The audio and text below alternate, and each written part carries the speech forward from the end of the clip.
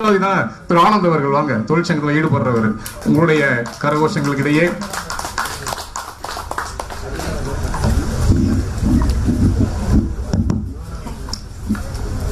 அனைவருக்கும் வணக்கம். பாதுகாப்பு விழிப்புணர்வு வாரத்தில் பட்டிமன்றத்திற்கு ஏற்பாடு செய்து கொடுத்த அவர்களுக்கும் சேஃப்டி ஆபீசர் அவர்களுக்கும் நன்றி கூறி எனது வாதத்தை துவக்குகிறேன். எனக்கு வாய்ப்பளித்த துறைமுக தமிழ்ச்சங்க தலைவர் அவர்களுக்கும் வணக்கம். நான் முதலில் நன்றி கூறவிருப்பது சென்னை துறைமுகத்தின் சாலமன் பாப்பையா அவர்களுக்கு நன்றி. அடுத்து அவசரம் சாத்தானின் பண்பு என்று கூறிவிட்டு சென்றுள்ளார் சக்திவேல் அவர்கள். இங்கு 3 அவசர உட்கார்ந்து கொண்டிருக்கிறார்கள். அவர்களுக்கு வணக்கத்தை தெரிவித்துக் கொள்கிறேன். அப்படின்னா என்ன பேருன்னு கேக்குறீங்களா? ஓப்பனா நாங்க சொல்ல முடியாது. இங்கு குழுமையுள்ள சென்னை துறைமுக எம்ப்ளாயிஸ் அனைவருக்கும் வணக்கத்தை கூறிக்கொள்கிறேன். டிஎம் இப்ப பேசும்போது சொல்லிட்டு போயிட்டாரு, 2 விபத்து நடந்து போன வருஷம், அதுக்கு முன்னாடியெல்லாம் நடக்காம பார்த்துக்கிட்டோம். அந்த 2 விபத்துக்கும் காரணம் கவனச்சிதறலே அப்படின்னு அவரே சொல்லிட்டு போயிட்டாரு. இதற்கு மேலே உங்களுக்கு ஒரு சான்று தேவையா? கவனச்சிதறல் என்பது என்ன? அலட்சியம் தானே. சீஃப் கெஸ்ட் சொல்லியிருக்காரு, இப்பதானே கொஞ்ச நேரத்துக்கு முன்னாடி சொன்னாரு. இதையும் நான் இப்போ குறிப்பிட விரும்புகிறேன். அடுத்ததாக இப்போ சக்திவேல் சார் சொன்னாரு, அவரே ஒத்துக்கிட்டு போயிட்டாரு. இங்க முயல் எதனால தூங்கிச்சு? ஆணவம் கர்வம் அப்படின்னாரு. ஆணவம் கர்வத்துக்கு மறுபெயர் என்ன? அலட்சியம் தானே. அவரே இங்க அணிக்க சார்பா சொல்லிட்டு போயிட்டாரு. அது தவிர சிவகாசி விபத்தெல்லாம் சொல்லிட்டு போயிருக்காரு. சிவகாசி விபத்து காரணம் என்ன? அலட்சியம் தானே. அங்க அவசரமே கிடையாது, கவனக்குறைவு தானே, எந்தவித சேஃப்டி மெஷர்ஸும் எடுக்காது தானே. இதனால தானே அங்கெல்லாம் விபத்து நடந்தது. சரி, இப்போ நான் என் தரப்பு வாதத்தை வைக்க ஆசைப்படுகிறேன். எங்களோட மெயின் பாயிண்ட் எங்க அணிக்கு, விபத்துக்கு காரணம் அலட்சியம் தான். ஏன்னா அலட்சியம் தான் ஆணிவேர். ஒரு விபத்து அப்படிங்கிற ஒரு ஆலமரம் அப்படின்னாக்கா அலட்சியம் தான் ஆணிவேர். எல்லா விபத்துக்கும் அலட்சியம் தான் காரணமா இருக்கு அப்படிங்கிறத சில சுவையான சம்பவங்களோட நான் உங்களுக்கு சொல்லணும்னு ஆசைப்படுறேன். என்னோட வாழ்க்கையில் நடந்தது எல்லாமே, என்னோட கூட இருந்தவங்களோட சம்பந்தப்பட்ட நிகழ்ச்சிகள் எல்லாமே. முதலா ஒரு விஷயம் நான் சொல்றேன். இப்போ என்னோட பொண்ணுக்கு 16 வயசாச்சு. அவன் ஒரு 8-9 மாசம் குழந்தையா இருக்கும் பொழுது அப்பதான் நடக்க பழகல, நடக்கணும்னு ஆசை. சரி, அவ சீக்கிரம் நடக்கட்டும் சொல்லிட்டு ஒரு வாக்கர் வாங்கி கொடுத்தோம். வாக்கர் உங்களுக்கு தெரியும், ரவுண்டா இருக்கும், கீழே சக்கரம் இருக்கும். அதுக்கு 2 காலை விட்டுக்கிட்டு அப்படியே குழந்தைங்க அப்படியே சருன்னு அப்படியே தேய்ச்சிக்கிட்டு போகும், ஃபாஸ்டா போகும். ஒரு நாள் 8, 8:30, 9 மணி இருக்கும். என் ஒய்ஃப் நல்லா டிஃபன் பண்ணா, பொங்கல் பண்ணிட்டு குக்கர் விசில்லாம் வந்த உடனே அதை ஆஃப் பண்ணிட்டு குக்கரை திறந்து கீழே வச்சுட்டா கிச்சன்ல. என் குழந்தை பார்த்தா அவ்வளவு தூரத்துல கிச்சன்ல அம்மா வச்ச உடனே அவளுக்கு ஒரு ஆசை, ஆர்வம். அது என்னன்னு பார்த்தோம்னு சொல்லிட்டு ஹால்ல இருந்து சர்ன்னு தேய்ச்சிட்டு போனான். அந்த இதுல நேரா போயிட்டு அந்த குக்கர்ல இடிச்சுட்டா. இடிச்ச உடனே அந்த குழந்தை இடிச்ச வேகத்துல அப்படியே தலை குப்புற விழுந்துடா குக்கர் உள்ள. நல்ல வேலை சின்ன குக்கர். இந்த இடத்துல தழும்பு ஆயிடுச்சு, ஒரே அழுக. நானும் என் ஒய்ஃபும் குழந்தைய தூக்கிட்டு பக்கத்துல இருக்க அப்போலோ பார்மசிக்கு போனோம். நல்ல வேலை பெருசா ஒண்ணும் இல்லை, இன்னும் லேசா அந்த தழும்பு இருக்கு. இதுக்கு வைஃபோட கவனக்குறைவு தான் காரணம், அலட்சியம் தான். அவன் ஒரு நிமிஷம் குழந்தைக்கு எக்ஸ்ட்ரா கான்ஷியஸா இருந்தாலும் கூட ஒரு சின்ன ஒரு அலட்சியம், மேல இடம் இல்லையான்னு கீழே வச்சுட்டா. அந்த கவனக்குறைவு இல்லைன்னாக்கா அன்னைக்கு அந்த குழந்தைக்கு அந்த சின்ன அடிபட்டு இருக்காது, அந்த தழும்பு இருந்திருக்காது. இது என்னுடைய முதல் சம்பவமா நான் சொல்லணும்னு ஆசைப்படுறேன். ரெண்டாவது விஷயம் நான் சொல்றேன். இப்போ உங்களுக்கு தெரிஞ்சிருக்கும், 6ஆம் தேதி தமிழ்நாடே ஒரு பெரிய விழாவை ஒன்று கொண்டாடிச்சு கோவில்ல. என்ன விழான்னு உங்களுக்கு தெரிஞ்சிருக்கும், திருநள்ளாறு. சனி பயிற்சி நடந்தது வாக்கிய பஞ்சாங்கப்படி. இப்போ ஆக்சுவலா எனக்கு இப்போ அஷ்டம சனியில நான் விலகிட்டேன். எனக்கு ஒரு பெரிய சந்தோஷம். அப்போ இதை நான் சந்தோஷமா இதை நான் ஒய்ஃப் கிட்ட சொல்லும் போது நான் சொன்னேன், ஒய்ஃப் என்கிட்ட ஆக்சுவலா 2 வருஷத்துக்கு முன்னாடி என்ன சொன்னா, எங்க உங்களுக்கு அஷ்டம சனி வரப்போகுது, அஷ்டம சனினால விபத்து, நீங்க ரொம்ப ஜாகிரதையா இருக்கணும் அப்படின்னு சொன்னேன். நானும் சரி அப்படின்னு சொல்லி ரொம்ப கான்ஷியஸா தான் இருந்தேன் 2.5 வருஷம். அப்போ நான் என்ன சொன்னேன், ஒரு விஷயத்த என் ஒய்ஃப் கிட்ட சொன்னேன், இல்லப்பா 7.5 சனிங்கிறது 7.5 வருஷம், அஷ்டம சனிங்கிறது 2.5 வருஷம். 7.5 வருஷத்துல அந்த சனி என்ன கெடுதி விபத்து எல்லாம் பண்ணுமோ அதெல்லாம் அஷ்டம சனி அந்த 2.5 வருஷம் பீரியட்ல பண்ணிடும் அப்படின்னு நான் சொன்னேன். உடனே இது ஞாபகத்துல பேக்ரவுண்ட்ல இருந்தது எனக்கு. அப்போ வந்து இந்த சம்பவத்தை பத்தி பேசும்போது நான் என்ன சொன்னேன், பாருப்பா அந்த ஏழரை சனி வந்து அந்த அந்த என்னோட 20 வருஷத்துக்கு முன்னாடி எனக்கு ஏழரை சனி வந்தது. அப்போ வந்து விபத்து நடக்கும்போது எல்லாம் பயமுத்தினே இருந்தாங்க, பாரு அந்த ஏழரை சனி முடிக்கும் போது எனக்கு கல்யாணம் ஆச்சு அப்படின்னு நான் சொன்ன உடனே அவளை சரி அவளை ஒரு ப்ரோவோக் பண்ணிட்டோம், என்ன நடக்க போதோ அப்படின்னு ஒரு பதப்பதப்புல இருந்தேன். எனக்கு கொஞ்சம் சிரிப்பு வேற வந்துருச்சு, அவளை நம்ம இது பண்ணிட்டுமே கார்னர் பண்ணிட்டுமேன்னு. அவன் எனக்கு மேல சிரிக்க ஆரம்பிச்சிட்டா. சிரிச்சுட்டு அவன் என்ன சொன்னா, அது பாருங்க ஏழரை சனி விடும்போது நல்லது பண்ணிட்டு விடும் அப்படிம்பாங்க, அது மாதிரி உங்களுக்கு ஏழரை சனி முடியும் போது உங்களுக்கு கல்யாணம் ஆயிருக்கு பாத்தீங்களா, இது உங்களுக்கு நல்லதுதானே நடந்திருக்கு அப்படின்னு சொல்லி என்ன மடக்க ஆரம்பிச்சிட்டா. இப்ப பாருங்க அஷ்டம சனி முடிச்ச உடனே எனக்கும் முன்னாடி இருந்து பேசுற அதிர்ஷ்டத்தையும் கொடுத்துருக்கு. சோ எந்தவித கவனக்குறைவு இல்லாம அலட்சியம் இல்லாம இருந்தது அப்படின்னாக்கா நமக்கு வந்து எந்தவித விபத்து நடக்க வாய்ப்பே கிடையாது. இது நான் உங்களுக்கு வந்து இன்னொரு சம்பவத்தின் மூலமா நான் சொல்றேன். அது நமக்கு கூட இருந்த ஒருத்தருக்கு நடந்த ஒரு அசம்பாவிதம் பத்தி. ஒரு போன வருஷம் அவருக்கு வந்து இங்க ஃபேர்வெல் பார்ட்டி நடந்தது. அவர் இன்ஜினியரிங் டிபார்ட்மெண்ட்ல ஒர்க் பண்ணிட்டு இருந்தாரு. அவர் எனக்கு க்ளோஸ் ஃப்ரெண்டு. அவர் ரிட்டையர் ஆயிட்டு 20 நாள் தான் ஆச்சு. 20 நாள் கழிச்சு ஃபர்ஸ்ட் மாசம் பென்ஷன் கூட வாங்கல அவர். அது 20ஆவது நாள் வந்து அவரோட பையன் கிட்ட இருந்து எனக்கு ஃபோன் வந்தது. ஒரு 12 மணி இருக்கும். ஃபோன் எடுத்த உடனே என்னப்பா சொல்லு அப்படின்னு அவன் என்ன சொன்னா, அங்கிள் அப்பா இறந்துட்டாரு அங்கிள். எனக்கு ஒரே ஷாக், என்ன ஆச்சுன்னு தெரியல. என்னங்கண்ணா என்ன ஆச்சு அப்படின்னு. இல்லை அங்கிள் இந்த மாதிரி ஆக்சிடென்ட் ஆயிடுச்சு, ஹாஸ்பிட்டலுக்கு கொண்டு போன இறந்துட்டாருன்னு ஒரே அழுது அவனுக்கு ஃபோன்லேயே. அதுக்கப்புறம் தான் லஞ்சுக்கு அப்புறம் தான் எனக்கு முழு விவரமும் தெரிஞ்சுது. அவர் ஃப்ரெண்டு வேற யாரும் இல்லை, சிஎஸ் டிபார்ட்மெண்ட் இங்கே இருக்கிறவங்களுக்கு தான் தெரிஞ்சிருக்கோம். அவர் பேர் இளங்கோ. அவர் என்ன பண்ணிருக்காரு, காலையில 4:30 மணிக்கு எழுந்து கோயம்பேடுக்கு போய் பூ வாங்க போயிருக்காரு. பூ வாங்க போயிட்டு வரும்போது அவர் எப்பயுமே ஹெல்மெட் போட மாட்டார். நாங்க எவ்வளவு சொன்னாலும் அவர் கேட்க மாட்டார். நாங்களாம் கிண்டி ஸ்டேஷன்ல இறங்கி மேல வந்து ஸ்டெப்ஸ்ல ஏறி தான் பிளாட்ஃபார்ம் விட்டு வெளியில வருவோம். அவர் என்ன பண்ணாரு, ரோட இதுல ட்ராக்கை கிராஸ் பண்ணுவார். சொன்னாலும் கேட்க மாட்டார், எனக்கு அந்த கவுண்டர்ல இருக்கிறவங்க சொந்தக்காரங்க அப்படின்பாரு. அவர் வந்து ஹெல்மெட் இல்லாம கோயம்பேடுக்கு போயிட்டு பூலாம் வாங்கிட்டு ஹெல்மெட் எல்லாம் வந்து ராங் ரூட்ல வந்திருக்காரு. உங்களுக்கு தெரியும் அசோக் நகர் எவ்வளவு பெரிய ரோடு அப்படின்னு. ராங் ரூட்ல ஹெல்மெட் இல்லாம வந்தோடனே பஸ்காரன் இடிச்சுதான் அந்த ஸ்பாட் அவர் கீழே விழுந்தாரு. பூலாம் செதறிச்சு, தலை பின்னாடி சாஞ்சி அடிபட்டுருச்சு அவருக்கு.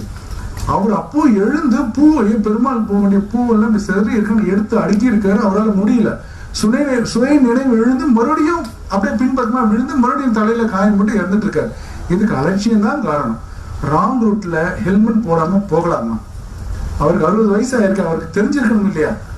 இது அலட்சியம் தானே காரணம். இதுல அவசரமே கிடையாது. காலையில ரிட்டையர் ஆன ஒருத்தருக்கு 4 to 6 என்ன அவசரம் இருக்க முடியும்? வாய்ப்பே கிடையாது. இதெல்லாம் இந்த மாதிரியான விஷயங்கள் தான் நாங்க எங்களுடைய வாதமா நாங்க வைக்கிறோம் எங்களுடைய அணியில் இருந்து. இன்னும் நீங்க சினிமாலாம் பாத்தீங்கன்னாக்கா காமெடி நிறைய வரும். ஒரு படத்துல கூட விவேக் என்ன பண்ணுவாரு, இன்டர்வியூக்கு போவாரு. நிறைய நாள் இன்டர்வியூ போய் அட்டன் பண்ண முடியாத சூழ்நிலை. ஒரு நாள் இன்டர்வியூக்கு போயிட்டே இருப்பேன், இன்னைக்கு இன்டர்வியூ கண்டிப்பா நான் அட்டன் பண்ணுவேன் அப்படின்னு சொல்லிட்டு போற வழியில பாத்தீங்கன்னாக்கா ஒண்ணுல ஒருத்தர் டைம் என்னன்னு கேட்பாரு. இவர் டயத்தை பார்த்து வாட்ச பார்ப்பாரு. அடுத்த செகண்ட் பார்த்தா முன்னாடி திறந்து வச்சிருக்க ஒரு மேனல் அது உள்ள விழுந்துருவாரு. இன்டர்வியூக்கு அவரால் போக முடியாது.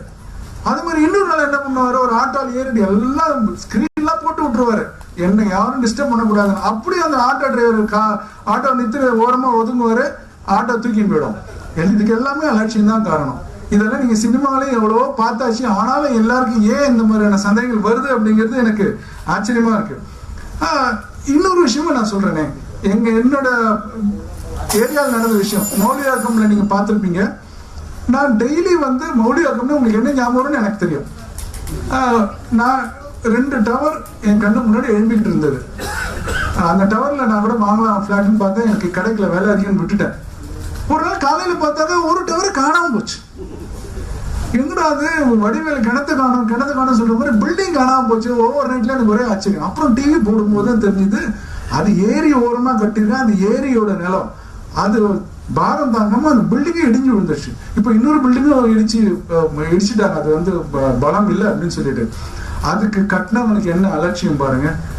அதே மாதிரி அதுக்கு பர்மிஷன் கொடுத்தவங்களுக்கு என்ன அலட்சியம் பாருங்க. யாருக்கும் எந்த அக்கறையும் கிடையாது. நம்ம ரொம்ப அலட்சியமா இருக்கிறதுனால இந்த மாதிரி விபத்துக்கள் நடக்குது அப்படிங்கிறது எங்களுடைய வாதம். அதே மாதிரி ஒரு இதிகாசம் புராணத்துல கூட எவ்வளவு எக்ஸாம்பிள் இருக்கு. உதாரணத்துக்கு ஒரு கர்ணனோட தேரை ஓட்டிட்டு போறான் சல்லியனை.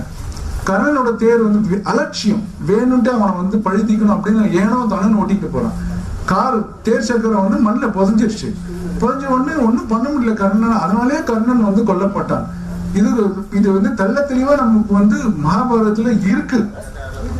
அது தவிர இப்ப சேஃப்டி ஆபீசர் இருக்காரு, அவர் கொஞ்சம் கூட அவசியம் காட்டவே முடியாது. ஃபார் எக்ஸாம்பிள் ஆயில் டாக்ஸ்க்கு வந்து எல்லா வண்டிகளும் போகுது, ஸ்பார்க் அரெஸ்ட்னா அவர் அலோவ் பண்ணவே கூடாது. அதுக்கான சேஃப்டி சர்டிபிகேட் இருக்கா, ஆர்சி இருக்கா, ஃபிட்னஸ் இருக்கான்னு பார்த்துட்டு தான் கொடுக்குறாரு. ஒரு சின்ன வண்டி நம்ம வந்து அலட்சியமா இருந்தா கூட நாளைக்கு பிரச்சனைன்னு வந்தது அப்படின்னாக்கா நமக்கு கவனக்குறைவு தான் காரணம்னு சொல்லிட்டு நமக்கு பெரிய பிரச்சனைகள் வர வாய்ப்பு இருக்குங்கிறது நம்ம சேஃப்டி ஆஃபீஸருக்கு நல்லா தெரியும். இந்த கண்காணிப்பு இந்த சேஃப்டி அவேர்னஸ் வீக் கொண்டாடுறதுக்கு காரணமே அலட்சியம் இல்லாம கவனக்குறைவு இல்லாம நடத்தணும் அப்படிங்கறத ஒரு விழிப்புணர்வை எல்லாருக்கும் ஏற்படுத்துறதுக்காக தான் இதெல்லாம் நம்ம நடத்திக்கிட்டே இருக்கோம். அது இல்லாம எங்க தமிழ்ச்சங்க நிகழ்ச்சிகள் நடந்த ஒரு 2-3 சம்பவங்களையும் நான் சொல்ல ஆசைப்படுறேன். உதாரணத்துக்கு ஒரு நாள் ஒரு தமிழ்ச்சங்க நிகழ்ச்சி ஏற்பாடு பண்ணிட்டோம் மொழி தேர்வு விருது கொடுக்கறதுக்காக. ஆனா எனக்கு புயல் வந்து இல்லை, ஸ்கூலுக்கு லீவ் விட்டாச்சு. அப்போ வந்து நாங்க சொன்ன சரி சார் ஸ்கூல் லீவு தானே, நம்ம எல்லாம் நிகழ்ச்சி ஏற்பாடு பண்ணிட்டோம், நம்ம பண்ணலாம் நிகழ்ச்சி அப்படின்னு சொல்லிட்டு தமிழ்ச்சங்க தலைவர் கரெக்டா சொன்னார், கிடையாது, ஸ்கூல் என்னைக்கு லீவ் விட்டாச்சோ அன்னைக்கு நம்ம ஸ்டூடெண்ட்ஸை கூட்டிட்டு வந்து ஒரு 100 ஸ்டூடெண்ட்ஸை கூட்டிட்டு வந்து நிகழ்ச்சி நடத்தக்கூடாது.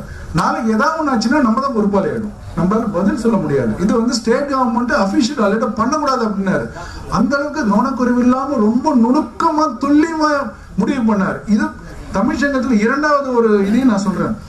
5 வேங்க நாங்க கூட்டிட்டு வரோம் ஸ்கூல் பசங்களை இன்னொரு தமிழ்ச்சங்க நிகழ்ச்சிக்கு. போலீஸ்காரன் பிடிச்சிட்டு ஏதோ 1000 கேள்வி கேட்கறான், லேட் ஆச்சு 1 hour வரதுக்கு. அவன் என்ன சொல்றான், சார் நாங்க போலீஸ்க்கு 1000 ரூபாய் கொடுத்தா 500 ரூபாய் கொடுத்தா நீ எக்ஸ்ட்ரா கொடுன்னு கேட்கறான். அது நாங்க நெகோசியேட் பண்றோம். தமிழ்ச்சங்க தலைவர் என்ன தெரியுமா சொன்னாரு, ஏங்க எங்களுக்கு இதெல்லாம் பிரச்சனை இல்லைங்க, நாளைக்கு வேனுக்கு ஏதோ ஒண்ணு ஆயிட்டு வேற விதமா போயிருந்தது அப்படின்னா யாருங்க பதில் சொல்லுது, பெற்றோர்களுக்கு. நீங்க அப்படிலாம் பண்றீங்க அப்படின்னு தான் அந்த வேன் டிரைவர்ஸ்க்கு அந்த தீவிரமே புரிஞ்சுது. நம்ம வந்து சில்லித்தனமா பணத்துக்காக பேரம் பேசணுமே, இந்த போலீஸ்காரன் விஷயம் பெருசா இருந்ததுனாக்கா இந்த பெற்றோர்களுக்கு யார் பதில் சொல்றது அப்படிங்கிற ஒரு விஷயம் அப்பதான் நம்ம உரைச்சுது. இது எவ்வளவு அலட்சியப்படுத்துறாங்க பாருங்க முக்கியமான விஷயங்கள. 3வது இன்னொரு விஷயமும் சொல்றேன். போன வருஷம் இங்க ஒரு விழா நடந்த மொழித்திறன் விருது, ஒரு 500 பசங்க இருந்தாங்க. ஏசி ஃபுல்லா குளிரா இருந்ததுனால எங்களால் அந்த ஒரு மைன்யூட்டான விஷயத்த பார்க்க முடியல. ஒரு 4-5 பசங்களுக்கு வந்து சில்லிட்டு போச்சு, அவங்களால பேச முடியல, நடுங்குது விழா முடிஞ்ச உடனே. அதுக்கப்புறம் அவங்களை நல்லா தேய்ச்சி விட்டு அவங்களால பேச கூட முடியல. ஒரு 1/2 hour ஆச்சு அவங்களால ரிகவர் பண்றதுக்கு. அவங்களுக்கு உடனே முதலுதவி கொடுத்து உடனே தேவையான மெடிக்கல் ஃபெசிலிட்டிஸ்ல வந்து செக் பண்ணிட்டு எல்லாம் சரியானதுக்கு அப்புறம் தான் அவங்கள நாங்க வந்து பாதுகாப்பா வீட்டுக்கு அனுப்பிச்சு வச்சோம். ஒவ்வொரு விஷயத்தையும் அலட்சியம் இல்லாம மைன்யூட்டா பார்க்க வேண்டியதா இருக்கு. ஒரு சீரியஸான விஷயத்தை நான் கடைசியா நான் சொல்லிக்கிறேன். உதாரணத்துக்கு மௌலிவாக்கம் ஹாசினி கொலை வழக்கு ஒண்ணு உங்களுக்கு உடனே உங்களுக்கு ஞாபகம் வரும். அது எங்க அபார்ட்மெண்ட்ல நடந்தது. அன்னைக்கு வீட்டுல 8 வீட்டுல வந்து 6 வீட்டுல எல்லாருமே வெளியில போயிட்டோம். அந்த ஒரு பெண் குழந்தை என்ன பண்ணிச்சு, அவங்க அம்மா போயிட்டா, அம்மா நான் மேல விளையாட போறேன் அந்த வீட்டுக்கு அப்படின்னு சொல்லிட்டு போயிட்டா. இவங்க அம்மா அப்பாவும் சரி நீ விளையாடுன்னு சொல்லிட்டு சூப்பர் மார்க்கெட்டுக்கு போயிட்டாங்க. அந்த பொண்ணு மேல போனாங்க, அங்க 2 பசங்க படிச்சுக்கிட்டு இருக்காங்க. இல்ல நாங்க விளையாட வரல அப்படின்னு சொல்லிட்டாங்க. மிச்சம் 6 பேர் வீடும் பூட்டி இருக்கு. அன்னைக்குன்னு பார்த்து ஒரு வீட்டுல மட்டும் அந்த ஒரு தவறான நடவடிக்கை உள்ள ஒரு பையன் இருந்திருக்கான். அந்த பையன் என்ன பண்ணிட்டான், அந்த பொண்ணை தவறான முறையில பயன்படுத்தவன அந்த பொண்ணு இறந்து போச்சு. அந்த பொண்ணு கொண்டு போயிட்டு டிஸ்போஸ் பண்ணிட்டான். அதுக்கப்புறம் அவனை கண்டுபிடிச்சு போலீஸ் ட்ராக் பண்ணி கண்டுபிடிச்சிட்டாங்க. இதுக்கு பெற்றோரோட அலட்சியம் தான் காரணம். ஒரு பெண் குழந்தைக்கு ஒரு சின்ன அலட்சியம் கூட நம்ம காட்ட முடியாது. அந்த பெற்றோர் மட்டும் அவங்க போன இடத்த கரெக்டா பார்த்துருந்தாங்கன்னா அந்த பொண்ணு கரெக்டா விளையாடுறாளா அப்படின்னு என்ஷூர் பண்ணிக்கிட்டு அந்த இடத்த விட்டு போயிருந்தாங்க அப்படின்னாக்கா அந்த பொண்ணுக்கு அந்த விபரீதம் நடந்திருக்காது. கவனக்குறைவு, அலட்சியம், ஒரு துளி கூட நம்ம அலட்சியம் காட்ட முடியாது அப்படின்னு வாதத்தை நான் முன்வைக்கிறேன். கடைசியா இதை சொல்லிட்டு நான் கிளம்புறேன். எங்க ஏரியால இப்போ வந்து மெட்ரோ ட்ரெயின் வரப்போகுது. Vadapalani to Porur to Poonamallee driverless metro train தான் வருது. அது ஏன்னு பாருங்க. ஒரு புள்ளி வர என்ன சொல்லுது, மனித கவனக்குறைவின் காரணமா தான் நிறைய ஆக்சிடென்ட்ஸ் நடக்குது. லெவல் கிராசிங்ல ஒழுங்கா பண்றது இல்ல, லெவல் கிராசிங்ல ஆள் இருக்கிறது இல்ல, டிரைவரோட தவறுகள் தான் நடக்குது அப்படிங்கிறது ஒரு புள்ளி வரும் சொல்லுது.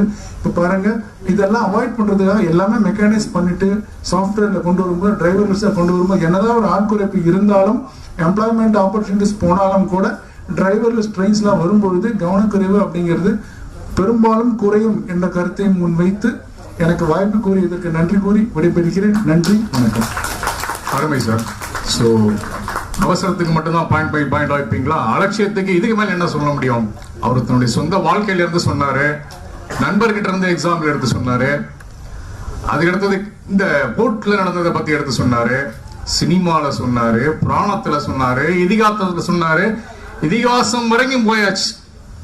இப்போ இந்த டீமுக்கு கொஞ்சம் கஷ்டம்தான். ஒருத்தர் டிப் டாப்பா வந்து உட்காந்தாப்புல இன்டர்வியூ பண்றத கேட்டாரு, இதுவா தம்பி உனக்கு முன்னாடி பின்னாடி விற்பனை அனுபவம் உண்டா அப்படின்னு. ஓ நிறைய இருக்கு சார் அப்படின்னா. அப்படியா, அவ்வளவு பெரிய விற்பனை வாங்கியா சேல்ஸ்மேனே சொல்லு அப்படின்னு சொன்னா. என்னப்பா வித்திருக்க அப்படின்னு கேட்டோன்னே, என் பைக்கை வித்தேன், என் காரை வித்தேன், என் பொண்டாட்டி நகை மொத்தத்தையும் வித்தேன், இப்ப வீட்டை விற்கிறதுக்கு பிளான் பண்ணிட்டு இருக்கேன்னா. இந்த மாதிரி ஒரு அலட்சியமா ஒரு இன்டர்வியூல பதில் சொன்னா வேலை கிடைக்குமா? கிடைக்குமா? இப்ப சொல்லுங்க.